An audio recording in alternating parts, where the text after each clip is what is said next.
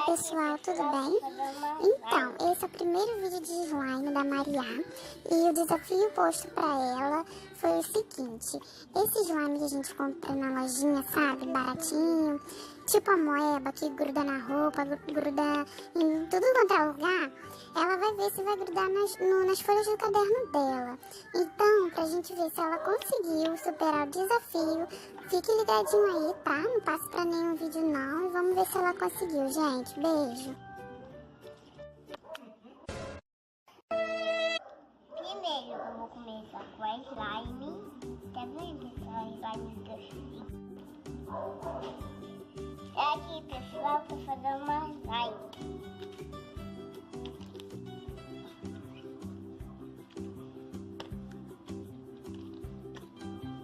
Olha, pessoal.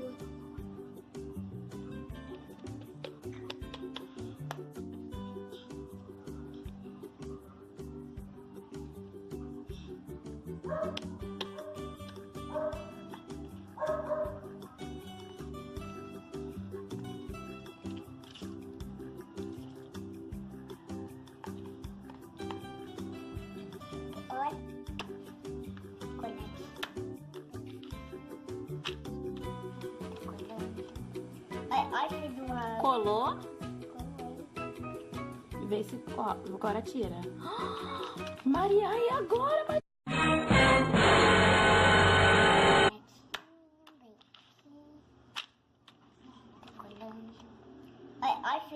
Colou? Colei.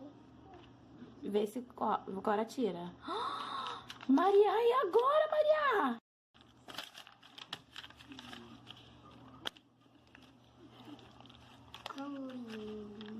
Oi, pessoal. E será que vai sair, Maria? Tira.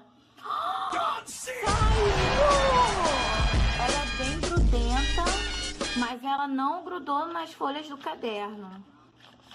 E agora? Ai, ixi, agora deu ruim. Deu ruim. Ih! Agora aqui. Pronto. Então, gente, foi meu vídeo, foi tudo que eu fiz. A slime ficou grudenta. Tchau, beijinhos.